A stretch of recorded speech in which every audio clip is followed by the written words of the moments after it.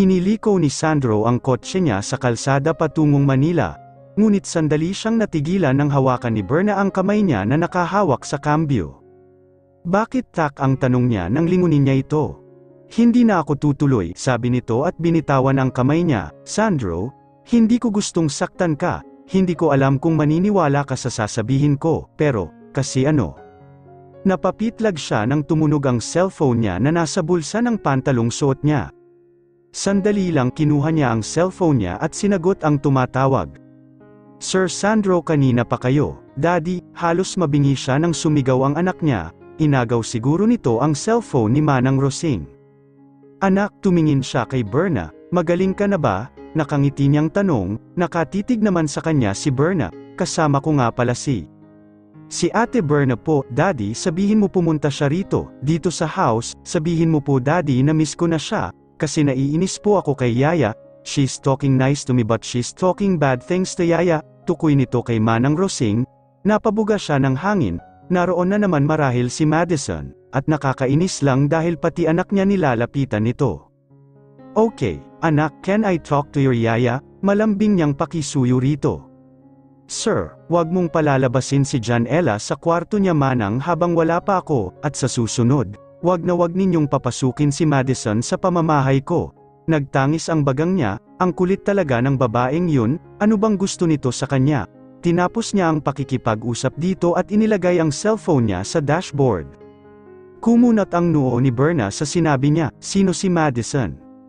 Ex-girlfriend mo? No, she's nobody. Ibinuelta niya ang kotse niya pabalik ng Monte Claro. I see, nagkasakit ba si Janella? Wala kang nabanggit kanina. Inapoy siya ng lagnat kaninang umaga. Hindi ko alam ang gagawin ko kaya nataranta ako. Mahirap talagang maging isang tatay at the same time nanay. Seryosong sabi niya rito. Pero nandito ka na. Siguro hindi na ako mahihirapan. Nginitian niya ito. Namula naman ito sa sinabi niya. Ano nga pala yung sinasabi mo kanina? Never mind. Hindi naman importante. Okay, just let me know kung sinasagot mo na ako, para hindi ako mabibigla sa magiging reaksyon ko. Ngumiwi ito. Umaasa ka talagang sasagutin kita agad, no? Walang babaeng hindi nagkakagusto sa akin, Berna.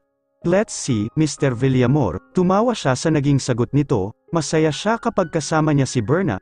Nagiging kalmado siya at hindi magagalitin, pero may parte sa puso niya na nagsasabing hindi ito tama, dahil hindi niya pa ito kilala ng lubusan, ngunit kalahati ng puso niya ang siguradong mahal na niya ito. Mahal na niya si Berna kahit pa 2 linggo pa lamang niya itong nakikilala. Tama nga si Manong Tasio, makapangyarihan talaga ang pag-ibig. Naunang pumasok si Sandro sa loob ng bahay nito habang kasunod siya, kinakabahan siya ngunit ipinapakita niyang kalmado lang siya para hindi ito maghinala. Gusto na niyang sabihin dito ang totoo pero nawalan siya ng lakas ng loob. Natakot siya sa maaring mangyari kapag sinabi niya ang totoo. Bahala na ang tadhana. Sinalubong sila ng isang babae na ubod ng sexy at ganda. Blonde ang buhok nito hanggang balikat at bakat na bakat ang hubog ng katawan nito sa suot na dress. Halos lumuwa na nga ang dibdib nito sa sobrang fit ng suot nito. Tiningnan siya nito mula ulo hanggang paa. Sino naman siya? Ito ba yung bago mo ngayon, Sandro? Oh well, bata nga. Idinuro pa siya nito ngunit agad namang nasaling ni Sandro ang hintuturo ng witch na nasa harapan niya. Madison, sa labas tayo mag-usap. Hinawakan ni Sandro ang siko ng babae. Tumingin si Sandro sa kanya. Nauunawaan niya ito. Humingi ito ng paumanhin sa sinabi ni Madison sa kanya. Tumango na lamang siya rito at umupo sa couch na nasa sala. Isinara ni Sandro ang malaking pintuan sa bakana ng bahay nito. Dahil salamin lamang ang pintuan ay kitang-kita niya na nag-aaway ang dalawa. Nakadama siya ng selos sa sexing babae na iyon. Siguro dating girlfriend nga ito ni Sandro o kung hindi naman naging karelasyon nito. Habang nasa sala siya ay bumaba mula sa hagdan si Janella. Tumayo siya para salubungin ito. Kinarga niya ang bata, ngunit agad ding ibinaba dahil mabigat ito. Namasa ang mga mata niya. Ito ang batang nawala ng nanay dahil sa kanya. Ate Berna, umiiyak ka po? Tanong nito na pinahid ang luha niyang di niya namalayang tumulo na pala. Ay, nag-alala kasi ako sa'yo. Kumusta na ang pakiramdam mo? Are you okay? Yes po, don't worry Ate Berna. Super duper okay na po ako, kasi ipinagamot ako ni Daddy sa hospital, and Yaya took care of me. Muli niya itong niyakap, late na bakit hindi ka pa natutulog, kinandang niya ito, Princess should sleep at 7:30 in the evening. Kumunat ang noo nito, really, but I can't sleep without hearing my daddy's bedtime story, ngumuso ito sa kanya, thank you po pala sa gift ninyo sa akin noong birthday ko. Dumb ako ang tingin niya sa labas ng bahay ni Sandro ngunit wala na ang mga ito roon. You're welcome, Ate Berna, where is my daddy? Tak ang tanong nito at nilinga ang paligid. He's outside, napangiwi siya sa sinabi niyang dahilan. Habang wala pa ang daddy mo, I can tell you my bedtime stories. Really? Namilog ang mga mata nitong tanong, yehey, pumapalakpak ito habang nasa kandungan niya ito. Ginulo niya ang buhok nito, umalis ito sa kandungan niya at hinayla ang mga kamay niya. Nadudurog ang puso niya habang nakatitig dito. Ate Berna, antag nito sa kanya, bamantong hininga siya. At tumayo habang hila-hila ni Janella ang isang kamay niya, paano nga ba siya makakatanggi rito? Pumasok sila ni Janella sa sinabing kwarto nito, yellow ang pintura at napapalibutan ng teddy bear ang buong paligid. Ganitong-ganito rin siya noong bata pa siya, nilundag nito ang kulay yellow din nitong kama. Isinira niya ang pinto ng kwarto nito at sa kanya ibinaba sa upuan ang side bag niya. Tumabi siya ng upo rito, ready ka na? Kinagat niya ang ibabang lobby niya. Yes po, masayang sabi nito, Janella, may gusto akong itanong. Tining-ala siya nito, ano po iyon? Paano kung nakagawa ka ng malaking kasalanan, anong gagawin mo? Anong tanong iyon? Magsosorry, ano pong ibig sabihin ng malaking kasalanan? Tak ang tanong nito. Ano nga ba ang alam ng 7 taong gulang na bata? May kinalaman kasi yon sa story, makinig kang mabuti, okay, tumango naman ito at humiga sa higaan. Ginawa pa nitong unan ang mga hita niya. Noong unang panahon may isang prinsesa. Nakagawa siya ng kasalanan sa isang hari kaya naman pinarusahan niya ito. Ano po ang ginawa ng prinsesa? Iniwas niya ang tingin dito dahil sa nagbabadyang pagtulo ng kanyang mga luha. Nakalimutan ko na, Ate Berna naman, bumangon ito sa higaan at dismayadong tumingin sa kanya. Sorry, tatabihan na lang kitang matulog, okay na ba yon? Nagpinky swear siya rito? Okay, tinagap nito ang pinky swear niya. Inayos niya ang higaan nito at humiga siya sa tabi nito. Niyakap niya si Janella hanggang sa makatulog na ito, nararamdaman niyang bumibigat na rin ang mga talukap ng mata niya. Pumasok sa loob ng kanyang bahay si Sandro matapos ang mahabang pag-aaway nila ni Madison. Bitbit niya ang backpack ni Berna na naiwan nito sa loob ng kotse niya. Ibinaba niya yon sa couch na nasa sala. Sir, nasa itaas po si Ma'am Berna, sa kwarto ni Janella, sabi ni Manang Rosing nang makita siya nito. Salamat, Manang. Umakyat siya sa hagdan at tinungo ang kwarto ni Janella, marahan niyang binuksan ang pintuan ng kwarto ng anak niya, ngumiti siya nang makitang magkayakap ang dalawa sa higaan ng anak niya. Umupo siya sa gilid ng kama at inayos ang kumot ni Janella. Nagising naman si Berna sa ginawa niya. Agad itong bumangon nang makita siya. Sorry, nilapitan niya ito, thank you, kinuha nito ang side bag nitong nasa upuan, tumayo rin Siva at lumabas na ng kwarto ng anak niya kasunod nito. Sorry kanina, Berna, paumanhin niya habang nakatayo sa tapat ng pintuan. Wala kang kailangang ihingi ng sorry, gusto ko na sanang. Hinapit niya ang bewang nito at isinandal sa pader. Nagseselos ka ba? I admit na nakarelasyon ko si Madison pero noon lang yun, not until makilala kita. Kinagat nito ang labi nito. Sa ginawa nitong yun siniil niya ito ng halik. Noong una ay itinulak siya nito hanggang sa kusa na nitong tinugon ang halik niya. Lumalim ang halik na yun, gumalaw siya para buksan ang katabing kwarto.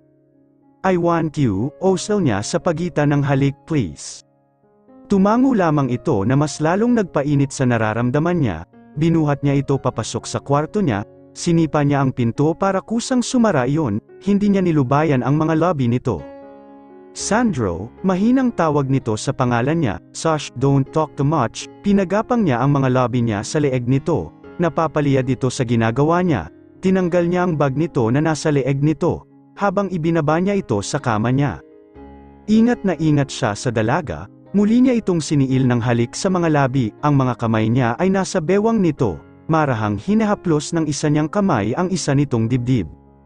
Dahil romper ang suot nito, madali niyang natanggal ang nakabalot sa katawan ng dalaga, namumula ang mga pisngi nito sa kapangahasan niya, pinaglandas niya ang daliri sa gitna ng dibdib nito habang patuloy sa paghalik sa mga labi ng dalaga.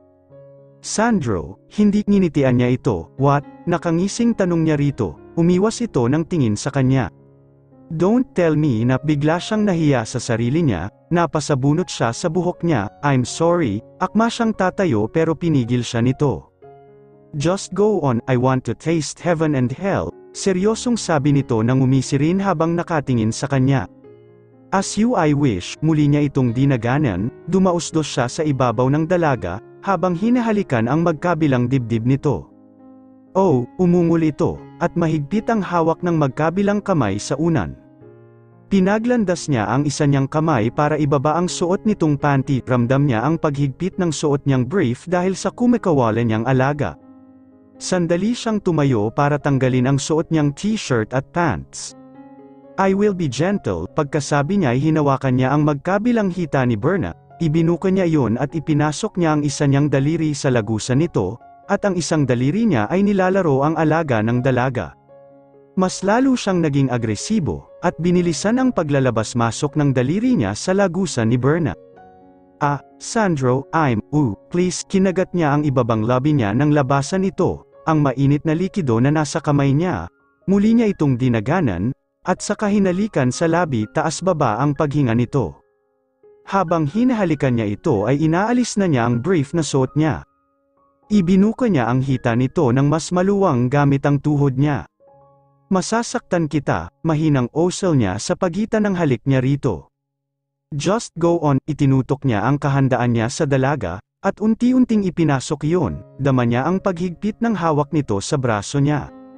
Oh, osel niya habang binabayo ng marahan ito, ang sikip ng lagusan nito, kinagat ni Berna ang ibaba nitong labi, gumuhit ang sakit na nararamdaman nito sa mukha ng dalaga. Hanggang sa nagiging mabilis na ang paggalaw niya. I'm coming, idiniin ni Berna ang daliri nito sa braso niya, halos bumaon ang kuko nito sa likod niya. Masuyong halik, upang maibsan ang sakit na nararamdaman nito sa bawat pagbaon at paghugot niya rito. Kapwa sila pawisan, oh, Sandro, umungol ito nang hugatin niya ang alaga niya sa lagusan nito. Ouch, you want it inside, bulong niya sa punong tenga nito. Niyapos nito ang mga braso sa leeg niya, at sa kamarahang tumango. Muli niyang ipinasok ang alaga niya, dahan-dahan pananagutan niya ito sa oras na magbunga ang ginawa niyang ito sa dalaga. Naging mabilis ang paggalaw niya. Oh, I'm coming too, Sandro, oh, sinabunutan siya nito. Ang sikip mo, oh, tuluyan na rin siyang nilabasan, at sa loob ng dalaga, yakap-yakap niya ito ng mahigpit. Siya ang unang lalaki sa buhay nito, at hindi si Darwin na inaakala niya noon. Nangilid ang luha ni Berna habang nakaunan siya sa braso ni Sandro, kakatapos lang nilang mag-make love, hindi siya sigurado kung tama ba ang ginawa niyang ito, ang isuko ang pagkatao niya rito. Marahang hinahaplos nito ang buhok niya. Sorry, naging mapusok ako, mahal na kita, Berna, I truly loved you. And I loved you too, Sandro, ayoko nang pigilan ang nararamdaman ko, baka kasi. Niyakap siya nito, me too, muli siya nitong hinalikan sa labi, ramdam niya ang paggalaw ng alaga nito habang yakap-yakap siya, I want more. Pero trust me, it would be nice for the second time around. Kinindatan siya nito nang bigla siya nitong daganan muli. Maya-maya pa ay tumayo na ito at saka siya binuhat patungo sa banyo. This is my favorite place, I called it hell. Isinindi nito ang shower at itinapat siya roon. Ang lamig ng tubig ay nagdulot ng kiliti sa katawan niya. Ibinaba siya nito at saka nito itinaas ang dalawang kamay niya. Ipaparanas ko sa iyo ang pagmamahal ng isang Sandro Villamor. Tumawa siya, pang ilan akong babae. Pinisil nito ang ilong niya, you're next to my past wife, dahil pagkatapos nito, you will be mine forever. Samantala, nasa mansyon si Doña Belen, nag-aalala sa kanyang apo na si Berna, hindi niya alam ang gagawin niya kung sakaling malaman ni Sandro ang katotohanan, bukod sa kanya ay alam din ng katulong niya na si Gloria at ang kanyang driver ang tungkol sa nakaraan ni Berna, ngunit inilihim nila ito dahil alam nilang malaking gulo ito kung sakali, lalo na kapag nalaman ni Soledad ang tungkol sa ugnayan nina Sandro at Berna. Tiyak magagalit ito, at mauulit na naman ang mga nangyari noon sa kanilang pamilya. Ang inosente niyang apo na si Berna ay medadami na naman sa isang gulo. Hindi raw ho makakaluwas ng probinsya si Sir Antonio, sabi ni Gloria habang palapit ito sa kinaroroonan niya. Nasa beranda siya at nakaupo sa tamba-tamba, hawak niya ang ibabaw ng kanyang dibdib, nahihirapan na naman siyang huminga. Ang gamot ko, Gloria, heto po, madam, napapansin ko ho madalas ang paninikip ng dibdib ninyo. Bumabalik na naman ho pa ang sakit ninyo sa puso, nag-aalalang tanong nito. Ilang beses na akong nagpa-check up, at lumalala ang kondisyon ko, marahil dahil na rin sa edad ko. Gloria, ayoko sanang malaman ito ni na Antonio at Berna, ayokong mag-alala sila sa akin. Lalo na ngayon na nagkakaroon ng problema ang aking anak, malungkot na sabi niya. Ininom niya ang gamot niya at saka tumayo pagkatapos. Magpahinga ka na, Gloria, maraming salamat, sige ho, madam. Bumuga siya ng hangin at tinungo ang kanyang silid, pagkarating niya roon ay agad niyang binuksan ang isang kahon. Patawad, marahan niyang hinaplos ang lumang larawan ng kanyang namayapang apo. Patawarin mo rin sana ang kapatid mo, tumulo ang kanyang luha at inilagay sa dibdib niya ang larawan.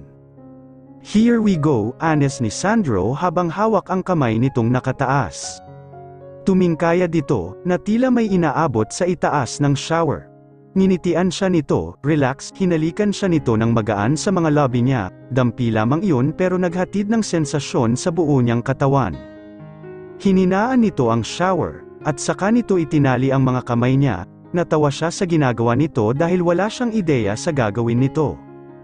Pagkatapos nitong atali ang mga kamay niya at itinali nito ang lubad sa itaas ng shower holder. Inalis nito ang bra na suot niya, at inilagay sa likuran ng ulo niya, napapikit siya dahil kabuuan niya ang tinitignan nito. They're all beautiful, they're all mine, hinaplos nito ang isa niyang dibdib. At saka pinisil ang dibdib niya, yumuko ito para dilaan ang mga iyon ng salitan. Oh, napasinghap siya sa ginagawa nito, dama ko ang isa nitong kamay sa puso niya, hinihimas iyon in a circular motion, slowly until he reached her. Napol-iyad siya nang ipasok nito ang isang daliri sa lagusan niya, ramdam niya ang init ng katawan niya kahit na malamig ang tubig ng shower. Bumaba ang labi nito, sa pagkakataong iyon nakaluhod na ito sa harapan niya. Ninitian siya nito, bago nito muling laruin ang dibdib niya. Sandro, oh, I like it, you will like it more. Hinawakan nito ang magkabilang bewang niya pagkatapos ay dinilaan nito ang puso niya, pababa ng pababa. Oh, halos gumigiling siya sa sensasyon na nararamdaman niya. Sinimsam nito ang katas niya, sobrang sarap, labas-masok ang dila nito roon habang nilalaro nito ang alaga niya. Sasabog na naman siya, lalabas na, naman, please, oh. Dahan-dahan itong tumayo, habang dinadampian ng halik ang bawat bahagi ng katawan niya, hindi mapakali ang katawan niya sa pagliyad, sobrang nanghihina siya sa ginagawa nito. Seems you want more, nakangising sabi nito, pinisil nito ang ilong niya. Binuhat siya nito habang nakasandal ang likod niya sa tiles na pader. Nilaksan nito ang shower, I love you, anes nito habang buhat-buhat siya, nakakapit ang mga binti niya sa bewang nito. I love you too, I feel it, muli nitong hinalikan ang mga labi niya. Nararamdaman niya na ipinapasok nito ang mahaba nitong alaga sa lagusan niya, muli ulit nitong hininaan ang shower. Labas-masok ang batuta nito sa alaga niya, taas-baba siya habang buhat-buhat nito, umaalog ang mga dibdib niya. Oh, Berna, bumibilis ito, pabilis ng pabilis, hinahanap muna nito ang mga labi niya. Mariin siya nitong hinahalikan, ipinasok pa nito ang dila sa loob ng bibig niya, ginawa rin niya ang ginawa nito. Umungol ito sa ginawa niya, hanggang sa sinagad na nito ang pagbayo sa kanya. I'm coming, mahinang mura nito sa pagitan ng paghalik nito sa kanya. Kapwa sila hinihingal, sumasabay sa tunog ng shower ang musikang nilikha ng pag-iisa ng katawan nila. Inihilig niya ang ulo sa leeg ni Sandro, huminto na ito sa pagbayo pero buhat-buhat pa rin siya nito. After this, I want to marry you, mahinang osel nito. Kinabog ang puso niya, gustong-gusto niya pero paano ang sekretong itinatago niya? Masyado yatang mabilis ang lahat. Sandro, tinitigan siya nito, ikaw lang ang babaeng ipinasok ko sa kwarto ko mula nang mamatay ang asawa ko. Ikaw lang ang babaeng laman ngayon ng puso ko, malaking parte nito ang pag-aari mo. Marahan siya nitong ibinaba at saka tinanggal ang mga kamay niyang itinali nito, at sumandal ito sa pader, sa tabi niya, nilaksan nito ang buhos ng shower. Hindi kita minamadali, Berna, gawin mo lahat ng mga bagay na gusto mong gawin, nandito lang ako to support you, basta wag mong kakalimutan na mahal kita, mahal na mahal. Huminga siya ng malalim, nakatali na ang puso niya rito, paano na? Wala siyang sinabi na kahit ano, nauna itong lumabas ng banyo at kinuha ang isang puting towel na nakasabit doon. Nang bumalik ito sa banyo ay may dala rin itong isa pang towel, isinabit nito yon sa labas ng banyo. Sa beranda na muna ako, mahinang sabi nito bago siya talikuran, magpahinga ka na, Berna. Masama ba ang loob nito sa kanya dahil wala siyang anumang sinabi rito? Sandro, sandali, habol niyang sigaw rito, nilingon siya nito. Kinagat niya ang ibabang labi niya bago magsalita, tungkol kanina, it's okay if I want to marry you but, pwede bang hindi muna nga? Mabilis itong tumungo sa kinaroroonan niya, nabigla siya nang buhatin siya nito, at halikang muli ang mga labi niya, inilapag siya nito sa kama, at tinanggal nito ang nakataling tuwalya sa bewang nito, hinihintay kita kahit gaano pa katagal, muli siya tumutol.